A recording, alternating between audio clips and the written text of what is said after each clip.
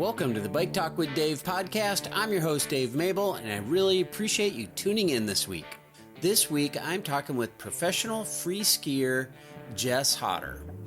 Wait, what? A skier? Yes, a skier, but not just any skier. One of the best free skiers in the world. My guest today is New Zealander Jessica Hotter, and she was the Freeride World Tour champion in 2022, and she's got a pile of other victories and podiums as well.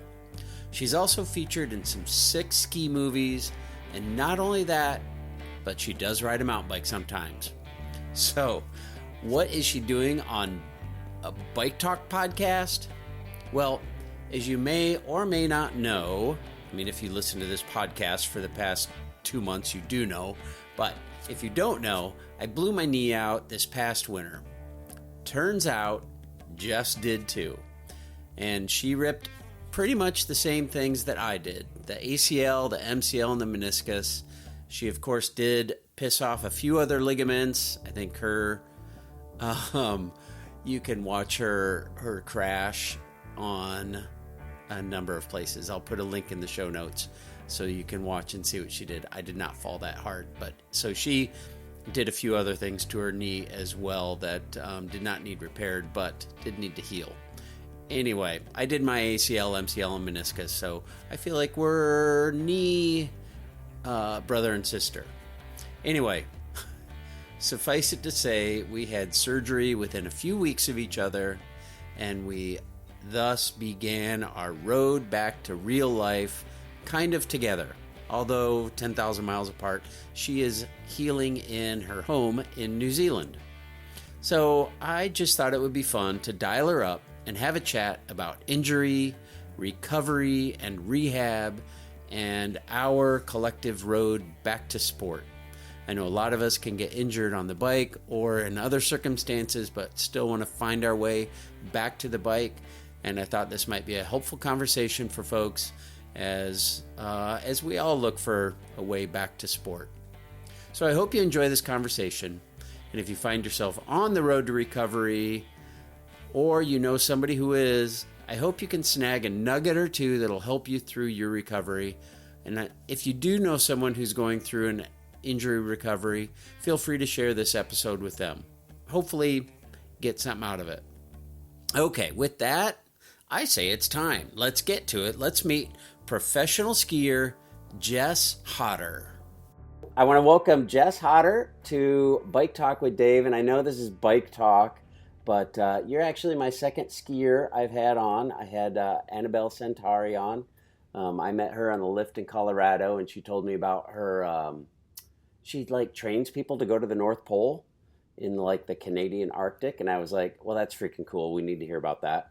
So I had Annabelle on, and then I had a dude on who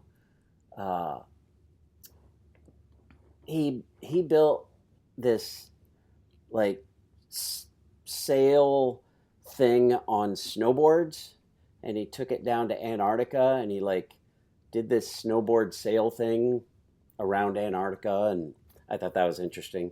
So I had him on. So you're not my first snow guest. Yeah, that sounds cool, though. These guys are up to some cool stuff. Yeah, for sure. Now, I will say you're probably the best skier I've had on.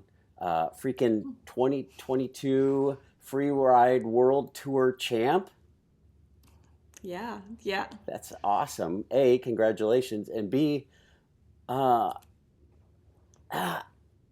I'm going to start here. I'm going to start it explaining what the Freeride World Tour is, what freeride skiing is, because it might be in the Olympics in 2030, question mark, or is that a done deal? It's just been confirmed 2 days ago. Oh, awesome. So we're going to learn a lot more about freeride skiing here in the next few years. So we'll talk about that. And then I'm curious, how you end up getting to that level, because that seems scary to me. And then we're going to talk about something that happened this winter. So anyway, first of all, how would you, somebody who has no idea, somebody who skis groomers, maybe they go to resort a couple times a year, family vacation over Christmas or whatever. Although that's summer down in New Zealand, you're calling from New Zealand. Tomorrow, it's tomorrow there. We're time traveling. Um, how would you describe freeride skiing, freeride world tour, free ride? Like, what do you do? What is that?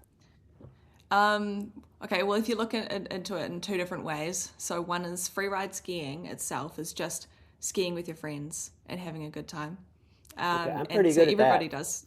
Yeah, so everybody's doing freeride skiing, right? Yep. Um, and freeride competing is basically finding the highest point at the top of a mountain that looks like you can actually ski down it, and going from the top of the mountain to like the base of that face, the top of that face to the bottom of the face, and you try and make it look as cool as possible, and you jump off some stuff and go really fast. It's probably the simplest way to describe it. Is that literally the judging? Like, that was flipping cool. 10. Like the judging criteria is like they have five different criteria that they base everything off, but like it's overall impression. So yes, but there's also criteria that they follow, of which I should be able to rattle off right now, but I can't. um, No worries, no worries. yeah, Um, I think it's like airing, style, Air speed, speed matters. fluidity, technique. Yep. Yeah, Well, I fluidity for think sure. Yeah, I mean, will I've speed watched come a into lot it. of it. I enjoy watching it, and it's interesting. It's like you guys are. I mean, honestly, given the ticket to heaven and flown up, or do you have to hike up? Not You don't have always. to hike up. It depends. It depends. If we're really lucky, we get flown up, but majority of the time we're hiking. Oh wow, wow, that's good for you. Probably in great shape Yeah, well, normally. I hike slowly. Yeah. Um, so you're standing at the top of like heaven, and you get to pick your own line going down, and you're all aiming for the same end spot, right? Yeah, So you all kind exactly. of are confined to where you can get to from where you're standing. Can you hike at all? Like, Yeah. can I like hike over there 100 yards and drop in over there, or does everyone have to kind of start at the same place and end up at the same place, and then between is your canvas that you get to paint on? Sometimes they have a couple of different start zones, and generally they're kind of at the top, so you can fan out from there. Yeah, you can. Sometimes you can start further down a ridge line or whatever. Like if the start gate's a little bit lower than a different start position, like you can start over there. And as long as they just tell the cameras and tell the judges and everything where you're starting from.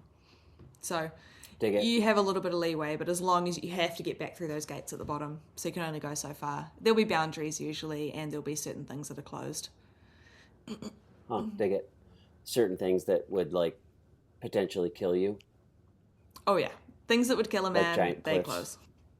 Yeah, fair enough. Some Um, some giant cliffs they definitely close, and some they're like, yeah, at your own risk. And because some athletes will find the most crazy lines through things, and like you can see that in a Bell Moga's run during the World Champs this year. That was pretty incredible. His line, yeah, I actually remember watching that. Um, yeah. it's all incredible to me. So, um, on a scale of 1 to 10, you're all skiing tens for sure. How do you decide where to go? Like there's no set course. You, I think you dream of fresh pow, although there's obviously other athletes skiing on that mountain, so it's not all fresh. There's obviously some tracks, um, but it's essentially an untracked face of a mountain, right? How do Yeah, you decide it's where to go? How do you decide your line? I think it just kind of everybody does like puts their line together differently. My personal technique is to kind of I look at the face like because we do an inspection day, so I'll be looking at the face through binoculars. They take photos for us. I'll take photos as well, and I look for the cliffs that basically line like I'll have like a photo. I'll like draw on the cliffs that I think I can hit. Like they're about the size that I can deal with and have nice landings and nice takeoffs. and then I'll try and put a line together in between those. That's pretty much my technique. When you are at the top, that's a very different perspective from a photograph of the face. Yeah. How do you find that line from the top? So you have to imagine that you're skiing it, so you do your inspection and imagine, you have to like visualize it. So you have to close your eyes and visualize yourself skiing it and all of the things that you could run into while you're up there. At the higher level competitions now, you'll often get drone photos, and the drone photos actually show a lot of things from the top down, which is really nice. Just for safety as well, I think that's really good, because I've definitely had a moment at the Nonda competition in 2019, where it looked like a little double from the bottom, but when I got up there and I hit the first part of the double, the second part was just a rock wall. And you couldn't see that from the bottom. So it's good to know those things. And so having drones is a really great tool. What'd you do? Well, luckily I didn't hit the top one very fast, and I managed to swerve out before it and ski on the snow. But it was definitely like a bit of a wake-up call. Yeah, wow. How was your fluidity score on that run? Surprisingly, still okay. Really? Yeah, I think so, because I won that competition, which was wild. Oh, well, I guess it was all right then, wasn't it? Yeah. You're talking about cliffs. We're talking to cyclists here. Most of my audience are I would guess a lot of the people who listen ski as well. They probably also know who you are. But how big a cliff? What will you hit? Like what size cliffs are like? Yeah, yep. Well, it kind of depends. I think some of the biggest cliffs I've hit are probably around 40 feet. Take off to landing, I guess. Like, probably this TC Summit's probably around 30. Yeah, I don't know. On a competition day, like, sometimes you'll get in the air and you're like, holy shit, this is way bigger than I thought it was. Or you'll get in the air and you'll be like, oh, it was way smaller. So, one of the bigger cliffs I think I've hit on the tour is probably the cliff at the bottom of the Kicking Horse Face when I won it in 2020.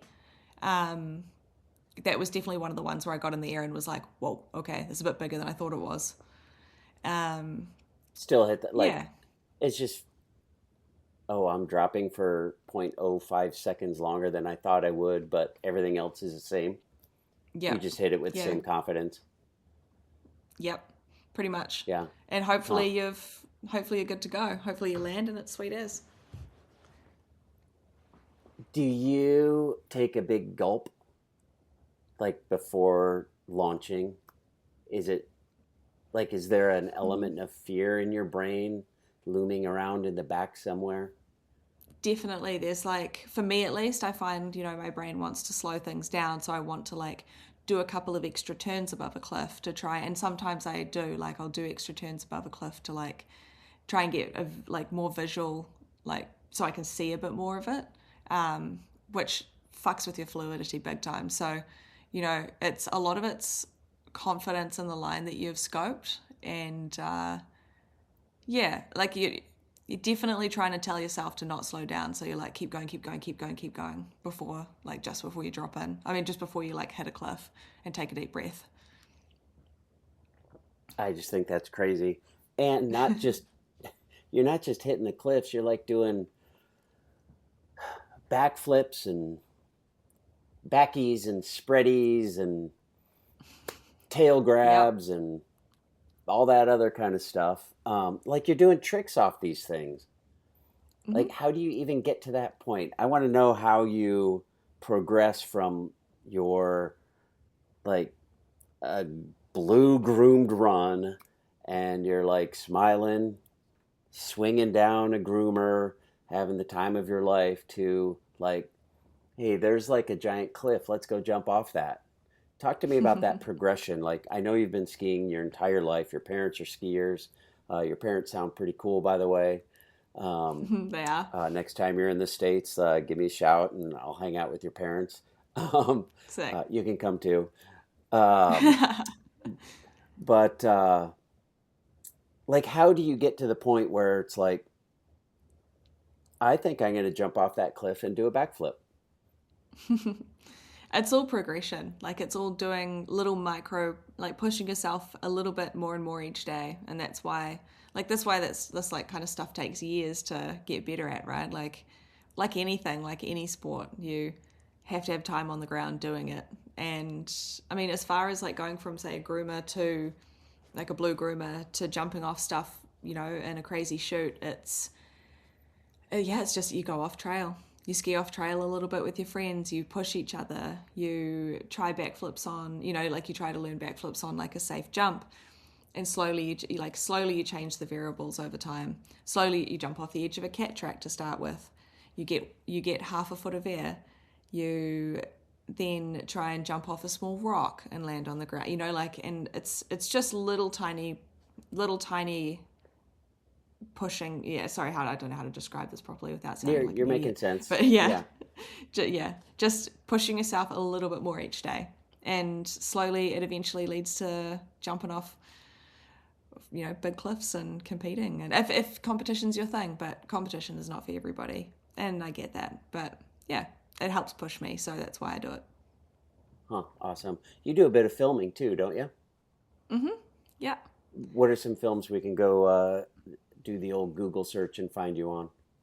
I've been in the MSP film for the last 2 years, so After the Snowfall, and I can't remember the one before that because my brain's shut off, but and also the Head movies from the last few years as well. And I was a couple of years in the Blank Collective movies too, just kind of after lockdown those years. Yeah, very lucky. Very lucky to be able to film with those guys, all of them. Luck is the confluence of opportunity and preparation. So you created the luck. I like that. For sure. Oh, I like the sound of that. That's nice. I was fortunate, shall we say. I'm very fortunate to have these opportunities. Yep. Yeah. For sure. And what are some of the coolest places you've hit? Like, filming is a lot different because from the sounds of it, you stand around a lot, but it's not like competition where there's pressure to, maybe there is, I don't know. What's the difference between filming and comp in your world? I think for me personally, filming is like little mini competitions, but there is no the only consequence is that you could get hurt, obviously, or something could go wrong, but that could happen on a big competition face anyway. But it's more that so with like a free ride competition, there's a lot of build up. There's like a whole week of build up to that. You're doing a full day of inspection, or at least half a day of inspection, and everything comes down to that one run.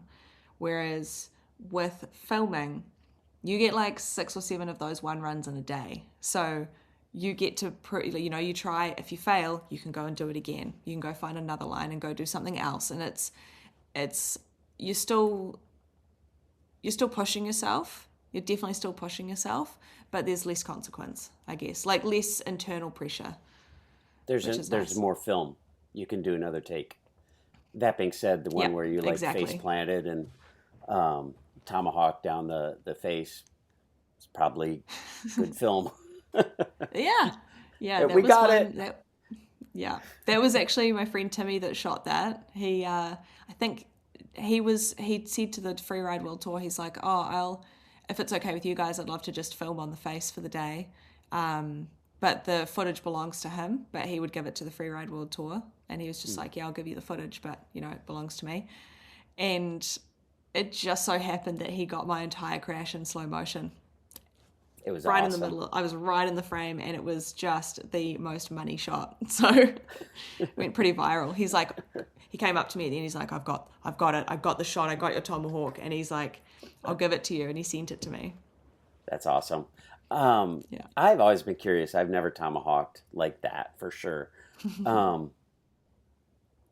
What's going through your brain when if you don't know, okay, everybody, like, you can take a break from this pod and Google tomahawking. You can Google Jess Hotter tomahawking and watch what somebody does, what she's talking about when she says tomahawking. But you're literally ass over tea kettle tomahawking down a thing. What is going through your brain? Is this like I'm going to die? or this is wild and fun and crazy? It's generally, you're just like, when you're actually like in the middle of a tomahawk like that, there's nothing you can do.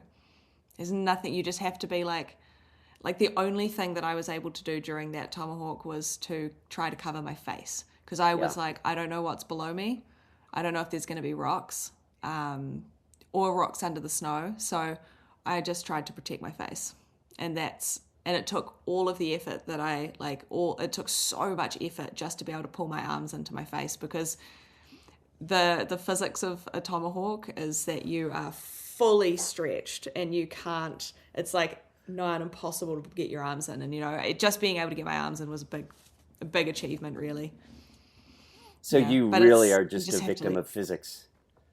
yeah, And absolutely. You just have to you, let go. is it like, do you think I'm going to die? This is like the last memory I'll ever have. I'm going to die, or like, holy shit, I'm It tomahawking. it's yeah, you kind of go through it hoping that you're not going to get injured. It's pretty much like you're like, wow, I really hope I come out of this not injured. But there's definitely been a couple of crashes where I've, been falling and been like, I'm going to hospital today. And it actually, funnily enough, wasn't that tomahawk that I had that thought. No, I feel like you got right up from that. Yeah, no, I was all good. Luckily, I was fine. Slightly tweaked my MCL a little bit, so I just like strained it a tiny bit. So I was still able to ski, but it was quite painful. But I kept going because the finals was the next week, so I had to get back on the horse. With a tweaked MCL. Mm. Um, so that kind of leads us into where we are today, which is not skiing. And you're in New Yeah. Zealand and it's winter there. Is it killing you? Up until now, it's been okay, but the saddle opened yesterday, and the saddle at TC is like my favorite place. And yeah, I'm a bit sad, but it is what it is. There's nothing I can do about it. I just have to focus on other things and try and still be a part of like the social aspect of everything. Well said. Yep, I feel the same. So, what we are chatting about is February 3rd. This is in Freeride World Tour stop, correct? It was the Freeride World Championships. Oh, this is World Champs. So, yeah. Um, Tell me what happened that day. Um, yeah, I mean, it was a pretty, as far as like the competition goes, we got delayed for a really long time. And like the 2 weeks leading up to the competition, I wasn't in the best state physically. I got really sick. I had to take antibiotics. I had stomach problems. There was just a bunch of stuff going on, a lot of stress. And then the day of the competition, we got delayed for a really long time. So we weren't even sure if we were going to be competing, especially the girls, because we were the last to drop. The female skiers were the last to drop in. So we were like, this may or may not happen. And we, yeah, I guess I just didn't warm up super well. I mean, I warmed up earlier in the day, but then I, sat around and watched other competitors compete, and I didn't warm up well, which I think kind of helped contribute to the situation. But in my competition run, I over-rotated a backflip, and something that would never usually bust my knee. I went to muscle, like as I was, like I over-rotated and kind of like was muscling to get back up, and my knee popped, and everything just went. Do you know that second? Oh yeah, yeah. The moment it went, it felt like, so if you've got your two bones, right, and they're bent, kind of bent like that-ish, I felt my tibia do this, Oh, just like pop. It felt almost like a dislocation. It was awful. a lot of pain. Yeah, yeah, heaps of pain. As soon as I stopped tumbling, there was some screams. Yeah. Yeah. Um, and as a result, you tore your ACL completely. You tore your meniscus, and hanging on by a thread essentially tore your MCL, which is the. No, I officially ruptured my MCL as well. Oh, you did. I saw a post. You said except for a thread. It was kind of like so ruptured ACL, ruptured MCL. Apparently the MCL's got kind of like two parts to it, and I Oh, pulled one end off the tibia and one end off the femur, so it was essentially a rupture. High grade MPFL, which is the ligament that stops your kneecap dislocating. So I high grade tore that, so probably partially dislocated my kneecap at the same time. ouch. Low grade LCL, low grade PCL, meniscus torn, and some cartilage torn under my kneecap. Oh, I think you did a little better job than I did. Um, 2 weeks after you, 2 weeks after you, uh, I was skiing at our little ski area, and it's kind of a funny, humiliating story. But uh, I am I can hit some rails, like good long straight ones, and Mm-hmm. we've had at our little ski area, and I'm talking a hill, like we've got two chair lifts, and it's I don't know 175 feet of vert. So all there is to do to play is park. So I play in the park, Yeah. and we've had this huge, like I don't know, foot and a half, 18-inch barrel that they always set dumb. It's like I'm like, why would you set it like that? Like that's a horrible, like that's a beginner rail. Like bury that thing halfway, put it on the flats, put a nice lip onto it, and like then it's a good beginner rail. Like people can learn on that rail, and that's great, right? Yeah. So I've got a little rail in my backyard. I'd been hitting a ton. I've been hitting we've got a little tiny park with the rail I love. So I'm like full confidence on easy, straight, long rails, right? Yeah. And this thing was at the bottom of the hill, like right between the lodge and the lift. And I just freaking went down, never touched it before because it was always set stupid, and just freaking hit it. And I think what happened is the tip of my rear ski. So for those listening, you're sliding sideways on skis. And I think the tip of my rear ski caught on snow because the thing was buried, Oh and yeah. rails are usually like a foot and a half off the ground, and Yeah. this was buried. So I think I hit snow, and it just my left leg went that way, and my body went the other way. And Oof. as I'm in the air, we have a 5-day pass we buy every year for Copper Mountain, Colorado, and we were leaving in 2 weeks to go to that our little family thing. As I'm in the air, I'm like, I just screwed my Colorado vacation. Like I knew in the It's air that actually I just lost crazy. that. It's What's that? crazy the thoughts that can go through your head in like in a split second. For sure, for sure. And I'm I'm sure if management was there and I worked there, I'm a lifty there, I'm sure they would be like, dude, quit cussing. Like, why are you screaming like that? The lodge is right here, the lift line's here, and there's kids. But yeah, I can relate to your screaming thing. It's Yeah. painful. It's super painful. And then to get your Yeah. freaking foot out of the boot. Luckily, I had fentanyl on board Oh, at I that did time. not. Yeah. I had my They. 25-year-old snowboarder friends who helped me and got me Oh to my God, that would car have and been sent me shit. on my way. But um, Yeah. yeah, it was painful. That was definitely uh, a painful part. But I want to talk about that because you've had a long recovery. You had surgery 2 months later. It was more than 2 months later Yeah. to allow your knee to be ready for surgery. Yeah. How'd you make it through those 2 months? What could you do? What could you not do? How'd that limit your life? Yeah, I got home. Mum picked me up from the airport. So I was at mum and dad's for that 2 months pre-surgery. Um, they were away for a lot of it because they were on ski holidays. They were like, "This is the one time we've actually decided to go on a ski holiday to Japan. Sorry," and I was like, "Oh, fuck, this is bad timing." Um, yeah, so I got stuck into to my physio. So I was doing physio Ooh. 4 to 5 times a day.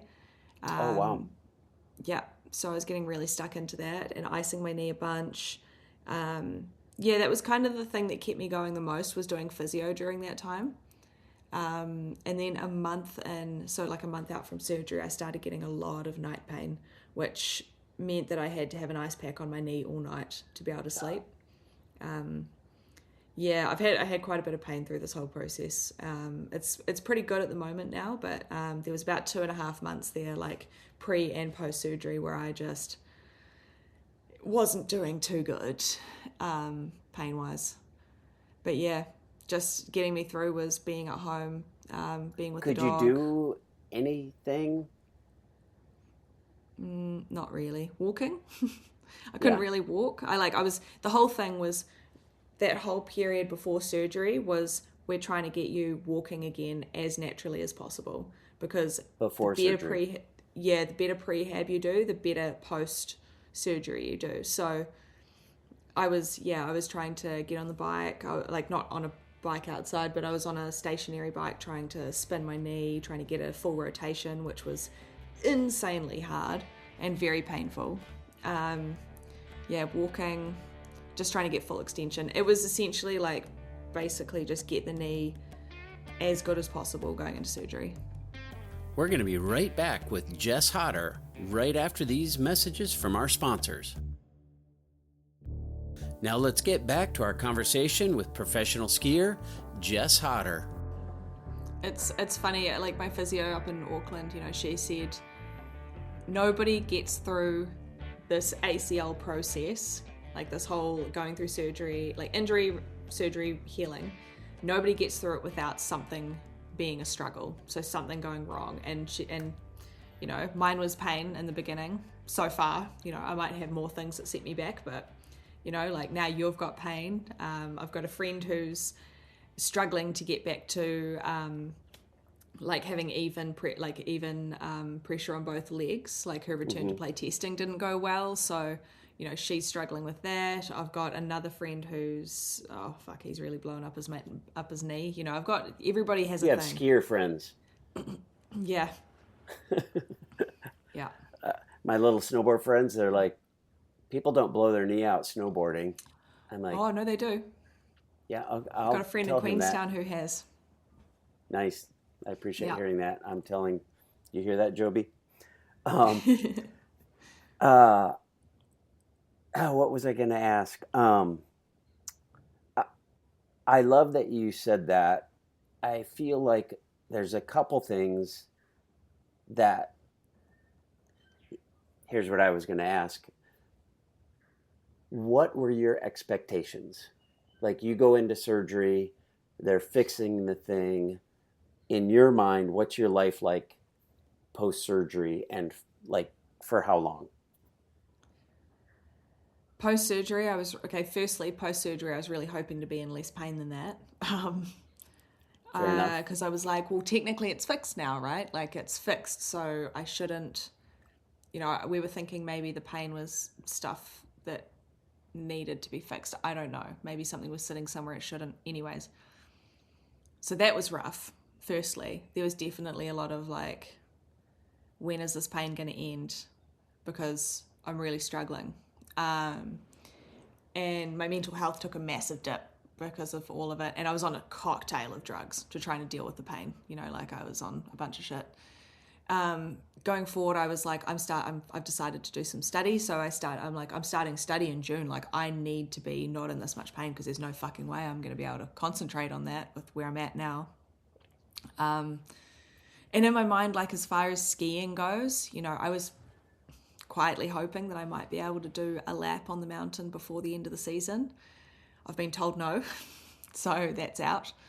And I'm just hoping that I'll be able to ski in January. But even that is a pretty tight window, because apparently it's about a year from surgery. When you jump off cliffs, what do you mean when you say ski? I mean, go down a groomer. I mean, do a blue groomer. Wow. I hope to be able to do a blue groomer in January, but it's all going to depend on how my return to play testing goes, which is happening in December. So I'm getting tested. You have to wait till December? Yeah. Well, I'm getting tested in October, I think, September or October. and I'm getting tested in December. So that's a word that maybe it's a New Zealand thing. I don't know, but or maybe it's an athlete thing. Um, I'm guessing one of the things I looked forward to every time going into physical therapy was learning what new thing I could do. So I would go in and I would come home and I was like, look, honey, I can go up a stair, or I can walk 10 feet without using my crutch, or I can take my brace off and take a shower, whatever. It was always kind of fun to go to PT. So I feel like that's kind of my return to play, is every time I go to PT and kind of get a new switch turned on in my ability thing. Yeah, I'm the same as well. Like every day I go to physio, like we're in the gym, and like I went from 3 weeks ago having never really done oh god, why is my brain not working? Deadlifts. Sorry.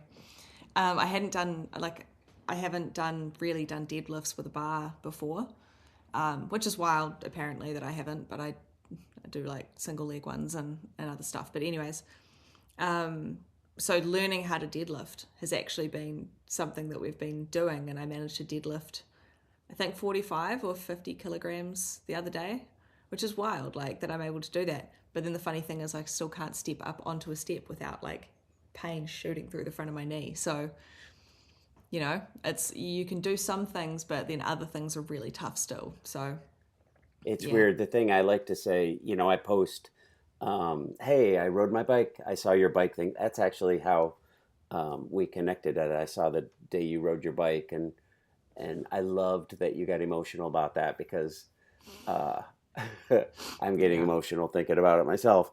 My first day, it was so emotional to get back on a bike. Cycling is my main thing. I love skiing. But I live in the Midwest. So what I say is, I can do some normal things, but I can't do anything normally. Yeah. You know what I mean? Yeah. Like, it was such a treat. This sounds so weird, to just freaking make a pot of coffee without it being a pain in the ass. Mm-hmm. Without having to have crutches to to get a plate from the bench to the table. 100%. Like, that was such a pain. And I was so sick of saying, D, could you bring me? D, can you? Like, it's just not where you want to be. And so it's such a treat to do one little thing all by yourself.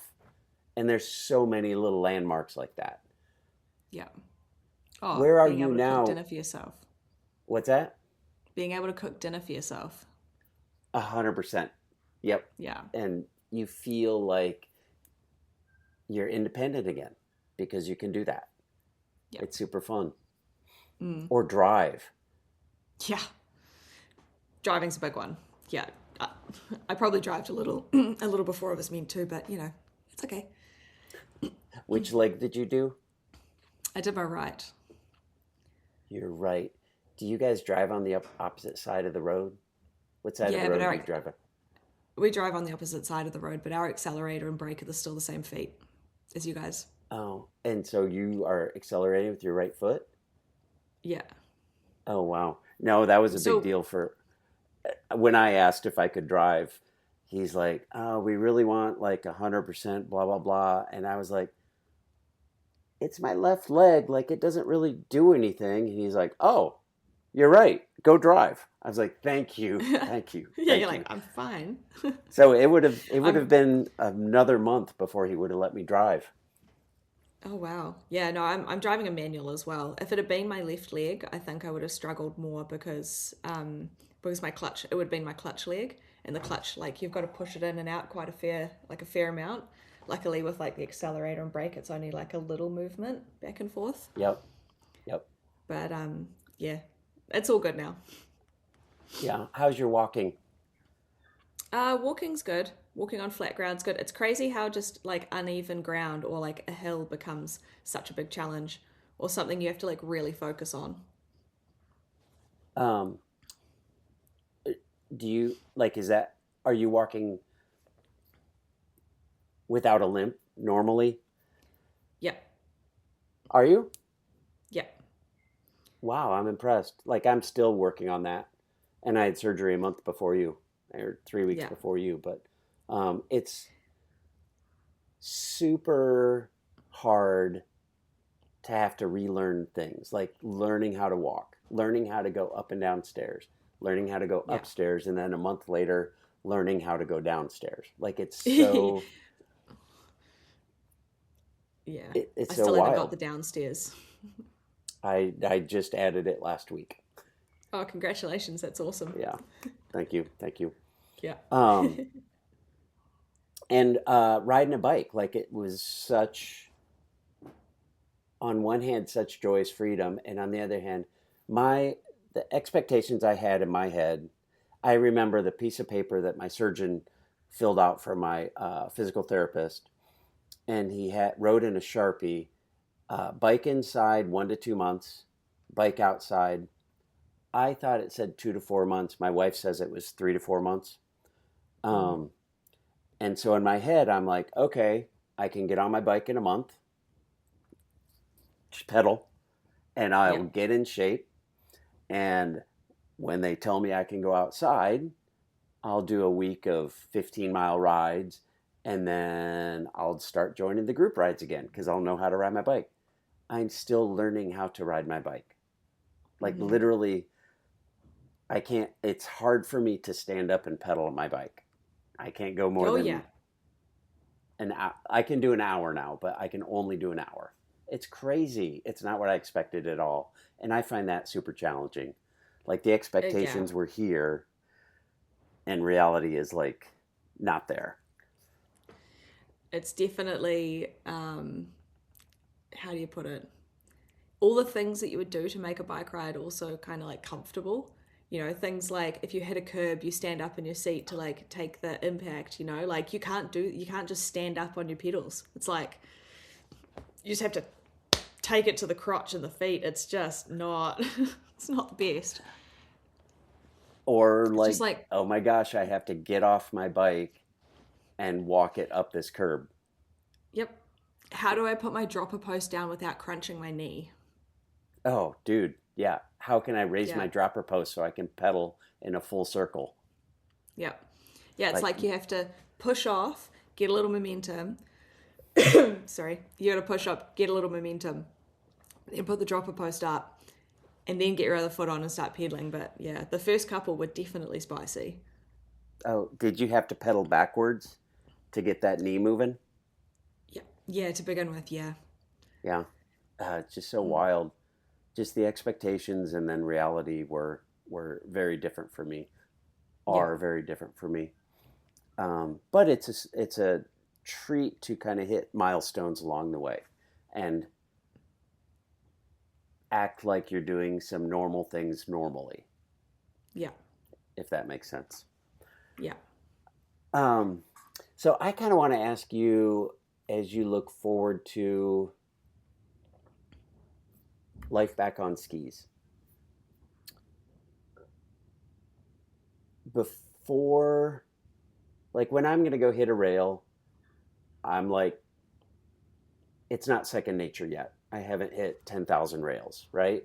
And so I have to think Mm-hmm. about it and I have to be prepared. There's a little bit of fear. And then I'll go down and I'm like, I know I can do this. I just did it 10 times before. And so I go down and I hit this rail or a big jump, whatever. Um, Kind of pushing the envelope. There can be a little bit of fear. I enjoy that part of skiing. My wife is like, dude, like you don't need to do that anymore. And I'm like, I enjoy that. Like I don't want that. I don't want this injury to kill that joy that I found in that. However, when I think about the first time that I'm able, whether it's next winter or the winter after, and I've done all the physio and all the weights and all the strength and all the stretching. Hitting that first rail, it's hard to picture being able to do that. You know what I'm saying? So that's all just to lay context around. I'm not jumping off freaking cliffs doing backflips. Like the level of the consequences, well, I guess they can be the same, can't they? Because we're both sitting here talking about our blown out knee. But the level of consequences for hucking yourself off a cliff versus skiing a 20-foot rail at my little ski area in Boone, Iowa, are very different. Do you imagine yourself getting to the point where you can 3, 2, 1 dropping and do it for the first time? Funny you say that. I haven't mentally gotten that far. All that's entered my brain so far is that so far, like in my brain, I'm just getting to the point of skiing, to being like on that blue groomer to begin with. And the way I see it is like the rest will come naturally. It's just gonna not be I don't know, it's weird. It's like, are you ready to be at 100? You know, are you like mentally feel like you're ready to stand in that start gate? You know, like I hope that everything else will make me feel ready to stand in the start gate. Like once I've skied and slowly worked my way to that point. But I can definitely see myself in the start gate again, but I need to mentally go through the process of the healing the injury before I can like mentally be ready for that. I don't know if that makes sense. How I'm hearing you is when you were a little tiny kid and your parents took you to the ski hill and you skied the bunny hill, and then you're like, I want to go up there, and you skied the bigger hill, and then you skied the steeper hill, and then you went playing in the trees with your friends, and then you did some little jumps with your friends. Like that lifetime of progression is what I'm hearing you say is going to begin occurring when you can first clip into a pair of skis. Yeah. It's going to begin again. Yeah, I'm basically going to be going through the process of seeing what I can achieve. And just, sorry, one sec. Hey, Lil. I'm just going to, I might move. Is it okay if I move real quick? Yep. I just Sweet. looked at the time, so it's easy to edit. Sorry. Okay, sweet. I know she's all good. She's bailed out for a sec. I just, because otherwise you'll end up with heaps of background noise. Sorry, can you ask the question again? That's all right. Start that whole question again. Just talking about dealing with the fear of diving back into it. Yeah. I do, like I have, when I picture, I can't even picture myself doing a backflip right now. You know? And also it's not something I want to picture right now because I'm concerned that if I picture it, I'm going to picture myself injuring myself again. So I need to develop some positive feelings on skis before I can start picturing being able to do, say, a backflip or jump off a cliff. I need to get a little positive time on skis before I can picture being able to do the scary things and the things that injured me. I don't know if that makes sense. 100% it does. Do you get joy out of just cruising groomers? Oh, yeah. Does that put a smile on your face? Absolutely. Yeah. So it's not like you have to be hucking off 40-foot cliffs to get enjoyment from skiing. Just the act of skiing is enjoyment. And so that's a beautiful place to start. Yeah, absolutely. Those first few turns are going to feel so incredible. And they might be painful, but then it'll give me a benchmark to know where I'm at. And putting on a pair of carving skis and going and carving groomers like a racer is so fun. And the just like the feedback you get through your skis and through your legs, it's such an incredible flowy feeling. So, you know, there is beautiful things to be felt that is not jumping off cliffs and not doing tricks as well. So I'm looking forward to those things the most. That's the thing that I'm looking forward to first.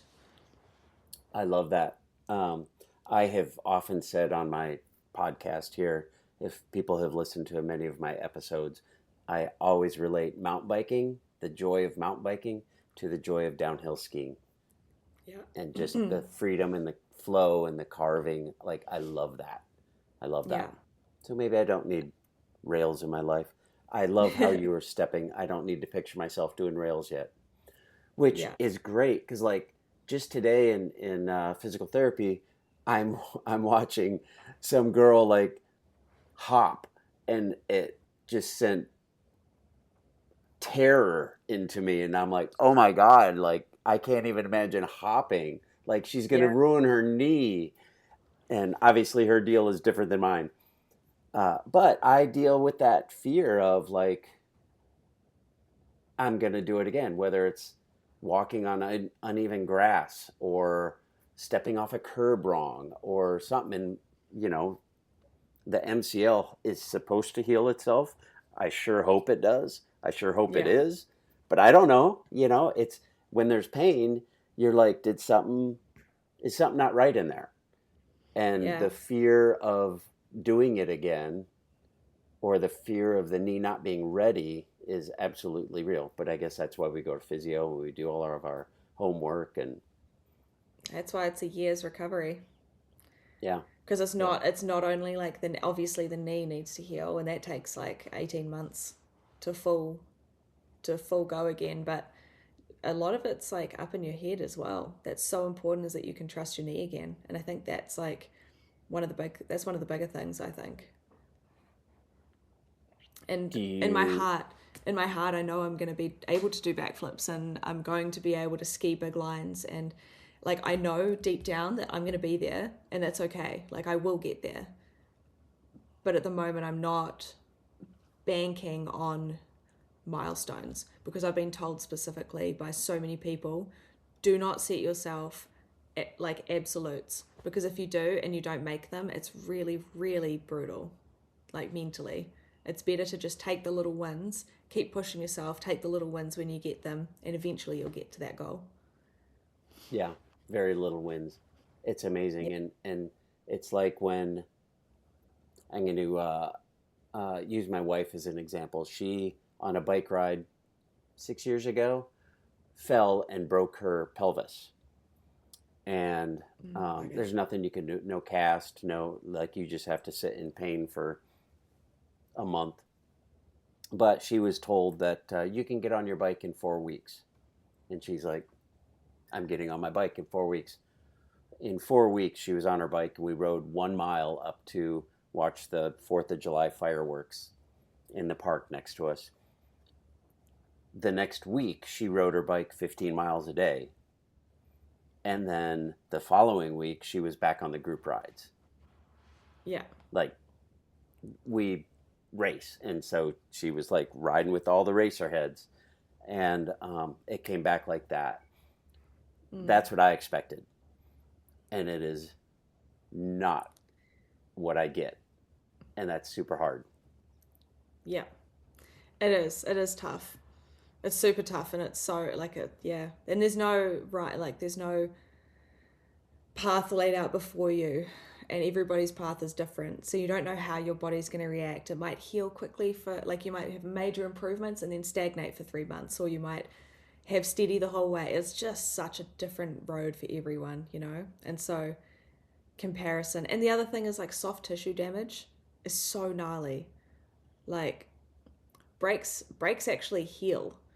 You know, my friend Molly, she snapped her, like, not long after me, she snapped her she snapped her leg. I think she did tib fib, and she did it pretty badly. She had to have surgery in Europe, and she was devastated, like absolutely devastated. Yes, she couldn't continue to compete on the tour. She was, like, that competition was cancelled, and it was skiing down from that face that she, like, well, after it was cancelled, that she broke her leg.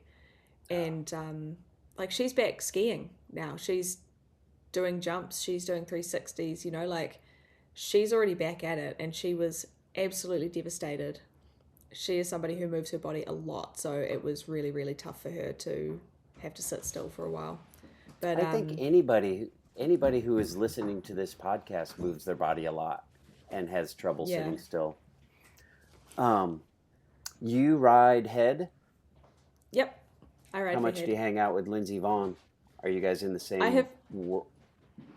I've never met her. Oh, you haven't? No. Crazy. No. Have you followed her progress? I did in the very beginning. I did, yeah, because it was giving me something to, like somebody else who's kind of been through an absolute shitstorm with their body. And it was kind of nice knowing that somebody else was going through something like that, which is really weird and maybe kind of worse because you don't want anybody to go through that. Yeah. But her leg was shattered. Yeah. Like that was brutal. Yeah, like her was proper cooked. Yeah. But like she's a tough woman, and if she can come back to that point and race again at that level, then why can't I? Yep. And yeah, she's doing her progress is amazing. Like I've been shocked to see what she's doing lately. With weights and getting up out of a chair. Which was a big deal. Is a big deal. Yep. Where are you going to go from here? Do you think with the free ride thing in the Olympics, is that kind of a little dream in your head, or are you like, I'm just going to ski and see where it takes me? Right now I'm serious. Like obviously the Olympics announcement is huge, and it's something that, like to be able to say that I've competed in the Olympics would be an incredible, incredible thing to be able to say that. I would love to possibly go to the Olympics, like at the current stage where I'm at now, I dropped into the World Champs in the best headspace I dropped into at a competition in ages, in like a few years. So, I was feeling really good up until when I blew up my knee. But like competitions, not necessarily out for me, but I do need to make sure I focus. Instead of focusing on being like, I need to get to the Olympics, I'm very much in like I need to focus right now. Right now my focus is getting my knee better. And whatever else comes after that those decisions will be made down the line.